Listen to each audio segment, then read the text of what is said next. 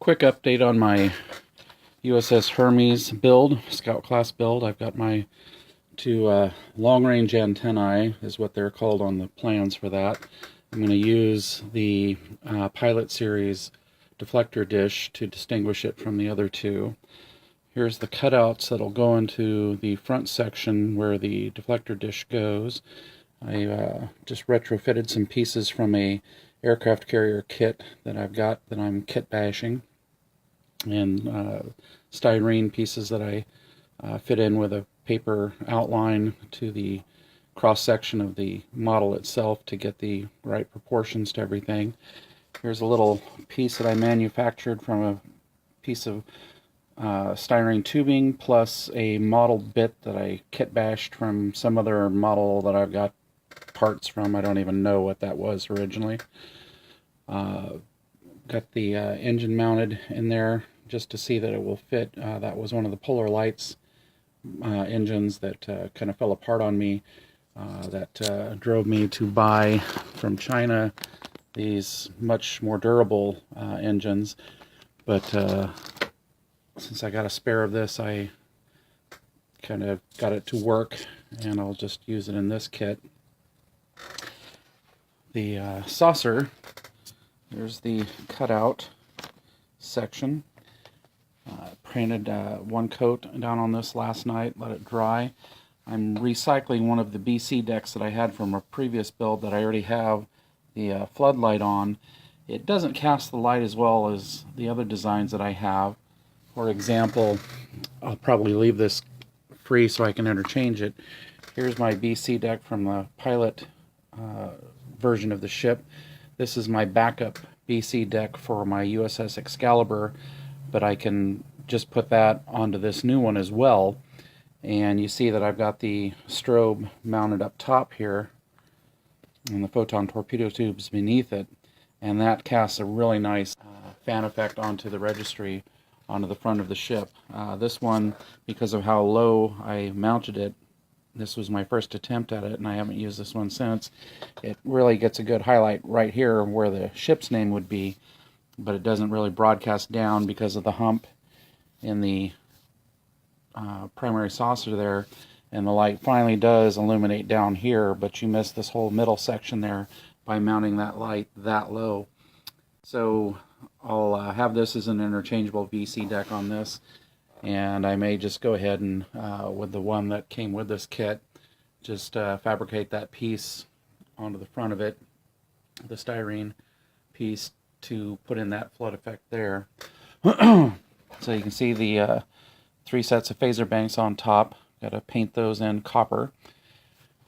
And then on the lower saucer, you see I've got the 3 phaser banks in, and I've got my floodlights in, and the SMDs are inside. I did that last night. Just taped off on the inside here to keep the wires set as I put the SMD in place, and then just filled that in with canopy glue to secure the SMD in its position so that it won't move.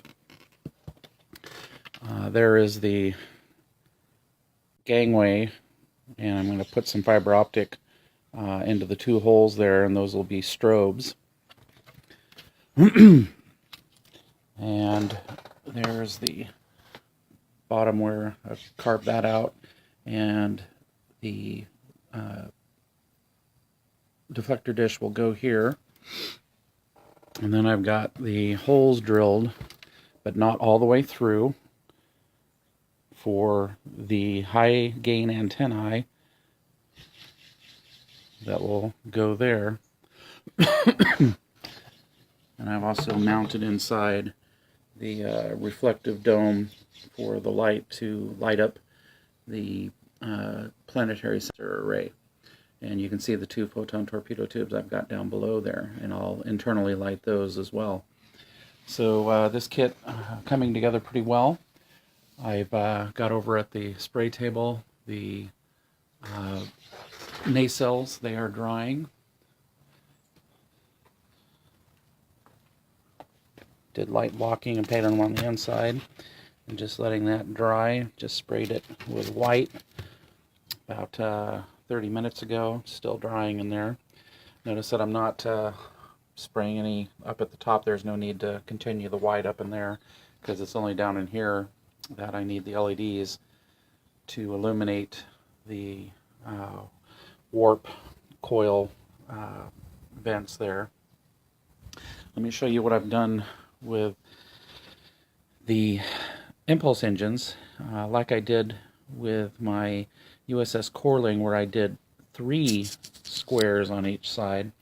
This one I just simplified it and put in 2 styrene square tubes for each side to kind of block that out some more. Then I hacked some more parts off that aircraft carrier kit that I got to kind of bulk up the back of it with these details. Not as intensive as I did the USS Corling, but I still like the look there.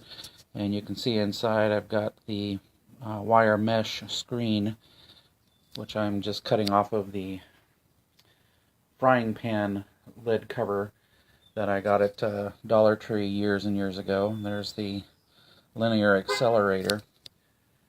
And over here I've got the warp bulb that goes on the back of the nacelle, and that's drying right now, and I'll backlight that with a flickering white LED.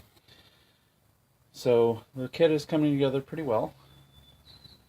There's my NX that I'm kind of blowing off for now because I'm just to that stage where I've got to do the nacelles and everything, and I don't want to. And there's the C that I was working on that I just kind of stopped for a while because I want to figure out how I can better illuminate the navigational deflector.